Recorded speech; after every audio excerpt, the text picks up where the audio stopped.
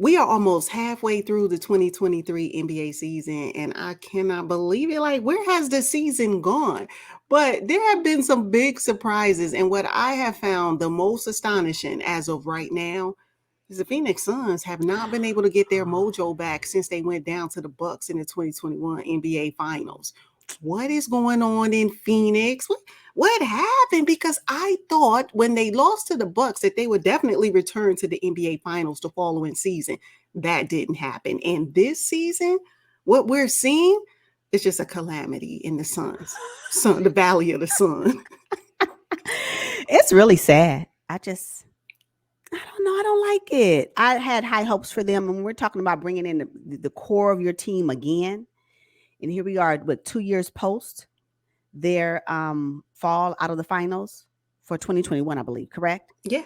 And now here we are, 2 years post that, and I just don't see it. I don't see it for them. I'm really, really sad about that. Right. And at least have an idea, or in my mind, that they can compete deep into the playoffs. What I'm seeing right now is questionable for me. And so, Yeah. I agree. That is a surprise. Let me tell you what one of my surprises is. The Brooklyn Nets, I was not expecting them to be top of the conference in the East at all. I knew that KD was going to do what he was going to do.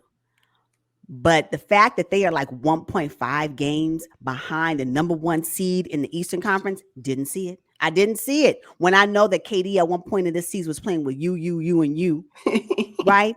Kyrie came back into the rotation and he is playing, great. I didn't see it. I wasn't here for it. I just really thought that this planned arrangement of KD and Kyrie, based off of the previous years, 2 years that they've gotten together, 2 years, I just thought it wasn't going to work out. I didn't see it. So I was like, at the beginning of the season, okay, well, Brooklyn, they say they're going to do it, but they're going to show me. And they said, guess what? Watch this. Because yes. they are totally showing me. And for them to be, again, like at the top of the conference almost, I'm blown away by it. Coaching changes, still able to get it done. KD, discussions, he's in discussions with most valuable player of the year. What? I didn't see it. Totally surprised. Did not have them on my list. And I'm glad that they're there.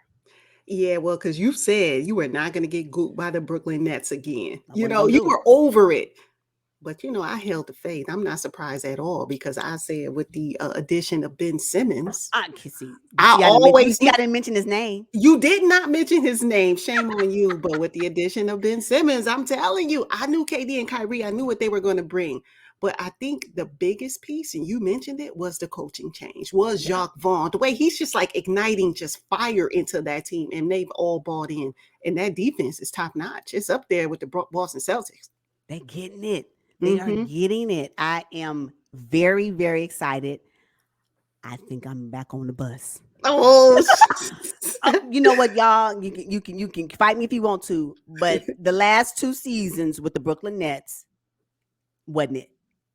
And it was various reasons. We can all lay out all the reasoning, and those reasonings are valid reasons. I believe that, but they are now proving that this connection that they have, this roster setup with the coach, because I think they highly respect Coach Vaughn. That's just what it starts with that. And I look to see how they perform under him versus how they performed under Steve Nash. And I already knew. And they wanted Steve Nash there. They picked him. Yeah. Imagine. Realized it wasn't it. So this is totally surprised about the Brooklyn Nets. Okay. Now, this big surprise that I have, it's just blowing me away every time I see them play. And it's how Luka Doncic has been able to carry the Mavs on his back to the top 6 in the Western Conference. Because if you remember at the start of the season, they were down there. Now the Mavs are top 6. Luka is averaging 34 points, 8 rebounds, 8 assists. He's leading the team in points, rebounds, assists, and steals. But he's averaging 23 field goal attempts per game at 50%. The next person who has the most shots is Christian Wood.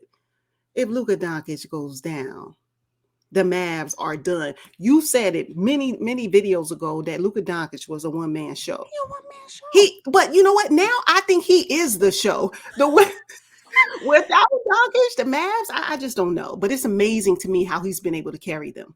And I didn't say he's a one-man show to be negative.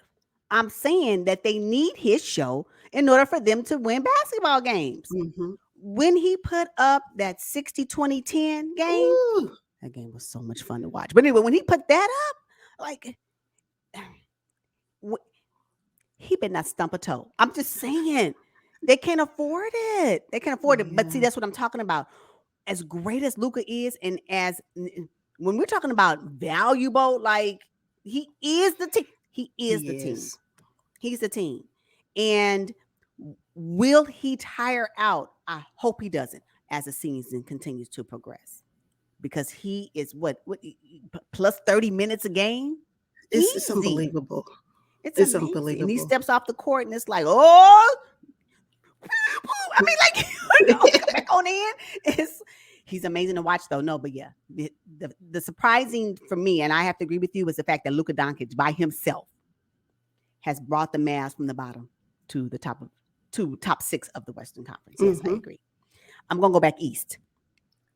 Donovan Mitchell's fit in Cleveland has been it's a welcoming surprise for me. You know what? When stars come over, because he was a star in Utah. Let's just be honest. We like Donovan Mitchell in Utah, I guess, but I agree that his time was kind of coming to an end in Utah because I believe his talent was stagnant there. And if you didn't believe that, you should know it now with him in Cleveland.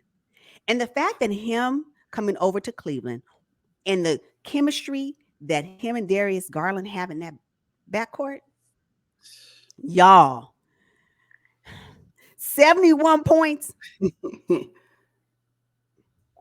Donovan Mitchell is, and he's so, I get chills when I see him play because he is so, he's so quick. When I say stop on a dime, I believe that this time right now that the Cleveland Cavaliers are going into a new era of their organization. The LeBron James era, which was as powerful as it was, in my opinion, has now ended. And now we're shifting to what the new era of the Cleveland Cavaliers will be in the future. And I'm happy about that, right? It's time for the shift, right? And it's not to say that whatever LeBron James did and all of the great things he did, brought them a championship. That's not saying that. It's putting that that's putting that in history, right? Sitting that on the shelf.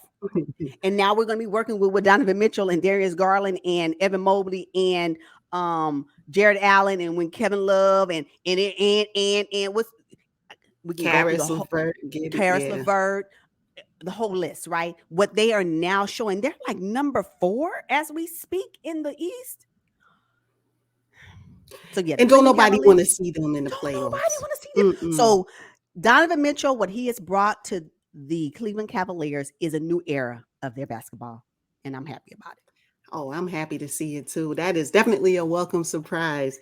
Let me tell you, this guy right here, I think this player, he took offense to everybody talking about Victor Wembanyama and what he can do at his size. But let me tell you, the biggest surprise has been Bol. Oh, Bol is balling. Now he's injured right now, but when oh my goodness, at 7'2", coast to coast, the way he can handle the ball, oh my God, I think he took offense to everybody talking about Victor coming into the league. And he was like, look, I'm his size. I can do the same thing, if not better. Y'all tripping. Look at me. Bol is balling. And he's with the Orlando Magic. But still, if y'all not watching Bol get down, you are missing out. I'm telling you. Bol will take 6 steps from coast to coast. That's how tall he is. That's how tall he is. And then he will be putting the basket in on the other end. I'm just putting the ball in the basket on the other end. Yeah, no, that's a good one. That's a good one. You know, another thing that surprised me, the resurgence of the Sacramento Kings. I'm sorry. The acquiring of Mike Brown as their head coach, the addition of Domantas Sabonis, oh my goodness, bringing over De'Aaron Fox is what they needed. Malik Monk, don't get me started. Like they have. Mike Brown has single-handedly turned this organization around with the players that they currently have on the roster. Light the beam. So, because the last time the Sacramento Kings were even worth watching was back in 2006. It's been a minute. Yeah. It's been a long time. Now, we're talking about a Sacramento King for this 2023 season where they are top 6 in the Western Conference. What? When? Where? Wasn't on the list. Sleeper team has woken up. Like, I can't say enough about the Kings and the fact that they are where they are right now in the season, because nobody can tell me they saw this. They didn't see it. Are you serious? So yeah, Mike Brown should be on the list of Coach of the Year just because he was able to turn around what the Kings organization needed. He made a name, him, Debatin Sabonis, and all the players, don't get me wrong. They have finally made the Sacramento Kings watchable and marketable, right? With the beam and all the hype. Yeah, the Kings. I don't know that.